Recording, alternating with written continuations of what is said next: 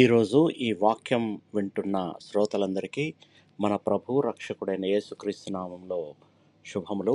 ఈరోజు దేవుడు మనతో మాట్లాడుతున్న లేదా గుర్తు చేస్తున్న ఒక దీవెన జెఫన్యా గ్రంథం 3వ అధ్యాయం 17వ వచనము.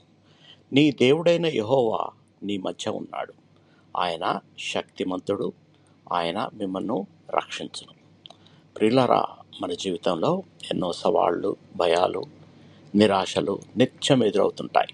కొన్నిసార్లు మనం ఒంటరిగా ఉన్నామని, మన సమస్యలకు పరిష్కారం లేదని భావిస్తాము.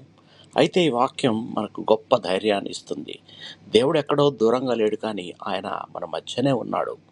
ఆయన శక్తిమంతుడు, మనలను కాపాడగల, రక్షించగల వాడు. మన బలహీనతలో ఆయన మన బలమవుతాడు. మన కన్నీళ్లలో ఆయన మనకు ఆదరణగా నిలుస్తాడు. మన విశ్వాసంతో ఆయన ఆశ్రయించినప్పుడు ఆయన మన హృదయాన్ని సమాధానంతో నింపి విజయ మార్గంలో నడిపిస్తాడు.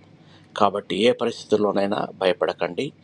మీతో ఉన్న దేవుడు సర్వశక్తిమంతుడు. ప్రార్థన చేసుకుందాం. ప్రియ పరలోకపు తండ్రి, అయా, మీరు మా మధ్య నివసిస్తూ మమ్మల్ని ప్రేమించి అనుక్షణము భద్రపరుస్తున్న విధానాన్ని బట్టి మీకు వందనాలు, కృతజ్ఞతాస్తుతులు.